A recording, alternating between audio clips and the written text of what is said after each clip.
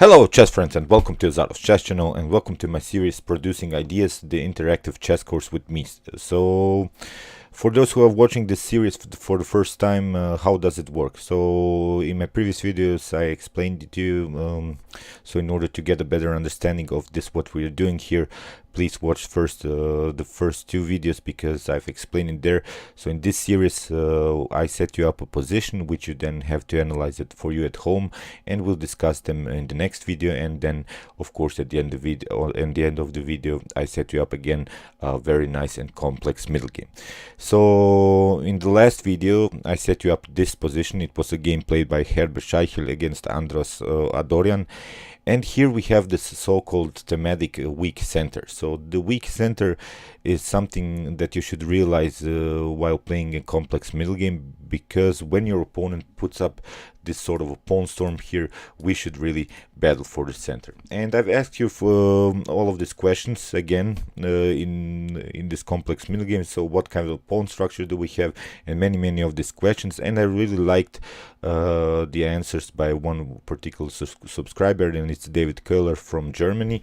So let's see now his answers. He gave me the permission to put his answer on this video. So if you want to, I'll put in every video one of your own comments. So we should really analyze this answer. So the first answer that I asked here, what kind of pawn structure, and David really correctly answered here that we have the so-called dynamic pawn structure. So it's really important to realize that, because here it's a really dynamic game. So because we have the really dynamic pawn structure, well, we don't like that. In a middle game, you don't like this dynamic pawn structure because you want to put the position to be fixed, or maybe to trade off some pawns here. So you see, whenever, again, let's see this weak center possibility. So when we have this position like here, maybe we have a 4-3 position here by white, we should somehow block this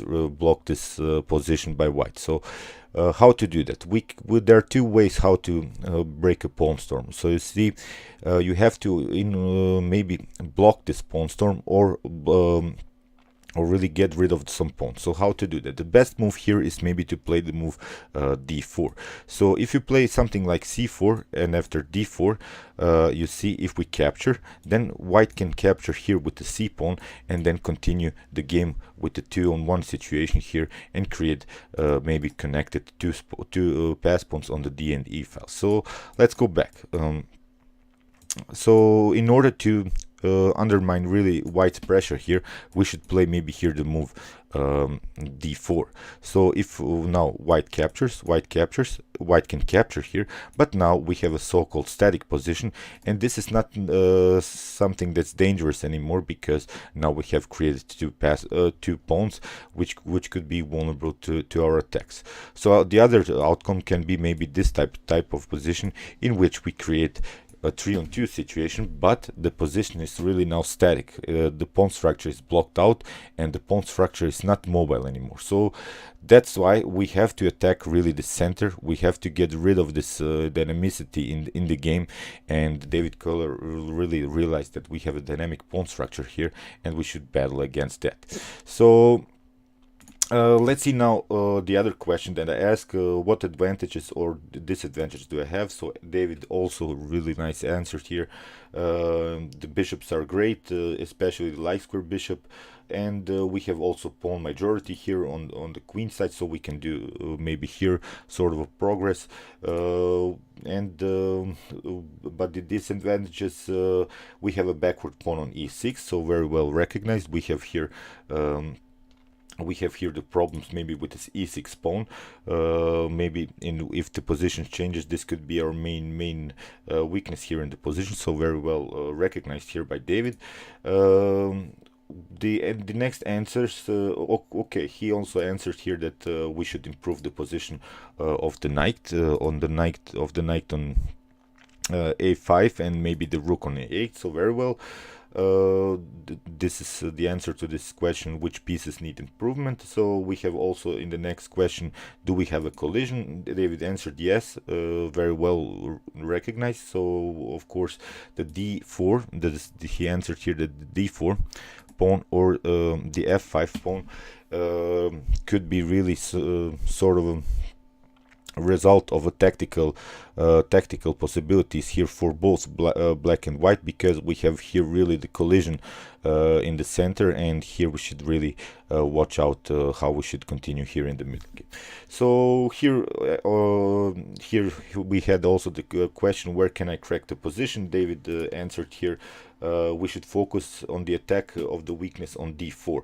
We could also try to open up the h1 a8 diagonal for the bishop. So very well recognized. The main weakness here that white has here is this this d file. So we have here a very nice connection between the rook, the bishop on g7, so we could really support here somehow this d file. So this could be our main advantage here. So the next question, where can I create an outpost? David also very nice answer here.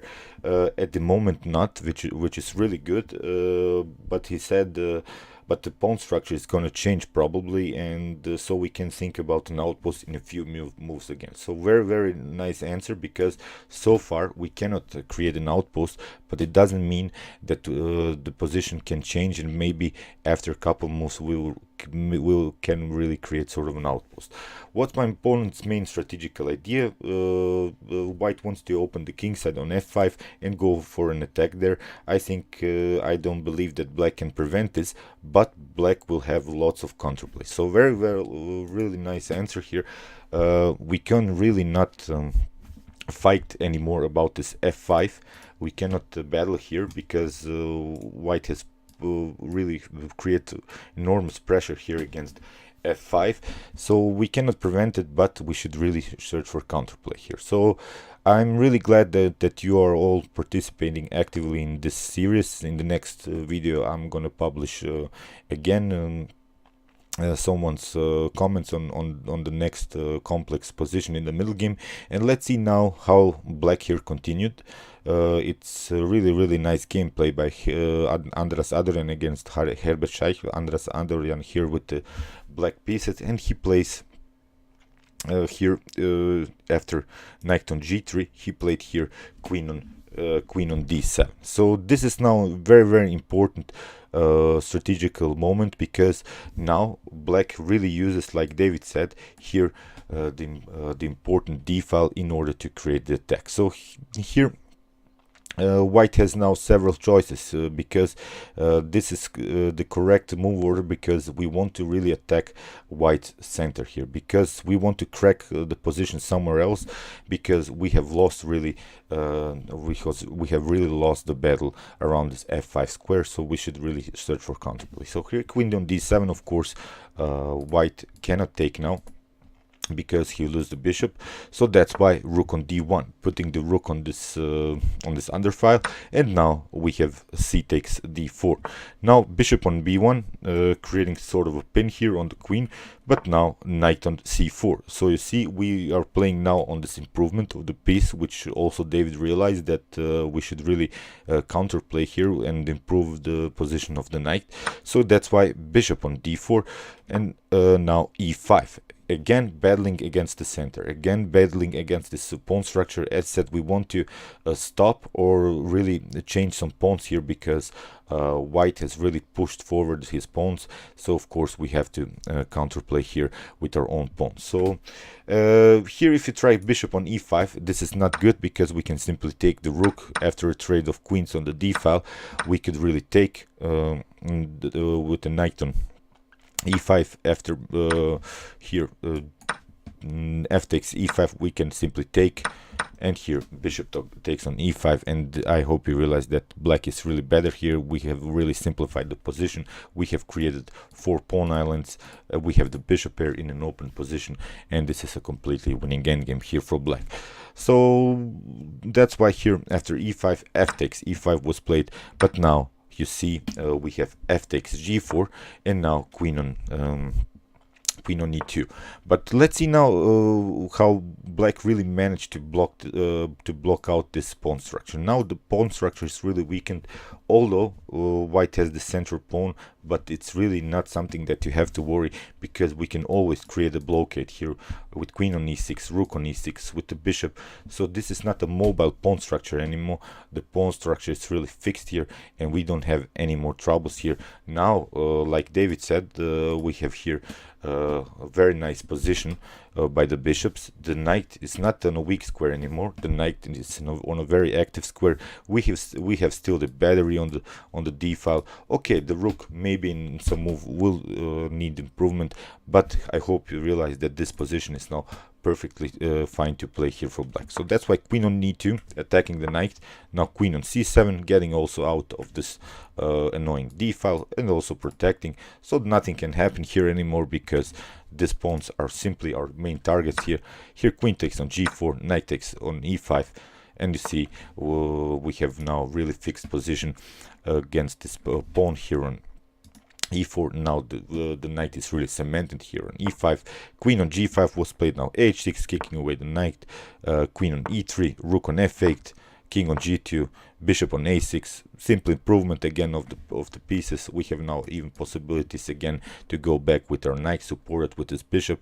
So perfect position here for black to continue. Rook takes on f8, rook takes on f8, bishop on e5, queen takes on e5, bishop on c2, queen on c4, bishop on b3. Now bishop takes a takes b3, and now queen takes on c3, and this is now of course a completely winning endgame here.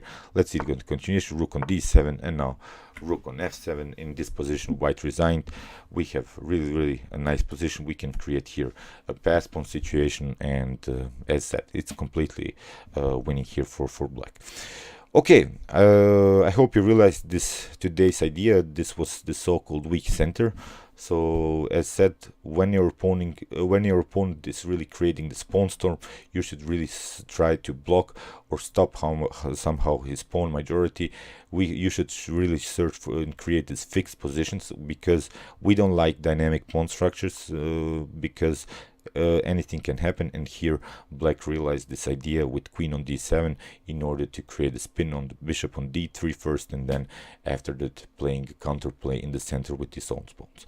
So of course at the end of the video we have again another position for you. It's really complex. Okay, it's still many pieces on the board, but as said, in this series we'll have only complex position, nothing easy. And again, you have to ask yourselves the same questions. These are the main questions that you have to ask yourselves in your own chess games, because basically these are the most important chess questions that you should sort of process through your head. If you manage to do that in every particular move, you're a great, really positional player. But sometimes we forget about these questions. I also sometimes forget about it, but I'm trying to improve also on my chess skills. So as said, here from white's perspective, you should find the right plan, how continue in this position. And again, I would really love for you to answer to all of these questions, and I also want you to have fun with this very complex middle game strategies. Okay, I hope you enjoyed this video. Meanwhile, you can watch my other videos from the series, and you can also watch my Basics in Chess series, in which I show you opening principles, middle game strategy, and the end game strategy. And you can also watch my chess tactics and chess puzzle series if you want to improve your tactical skills in the middle game. Thank you for watching, guys, and chess is the best, of course.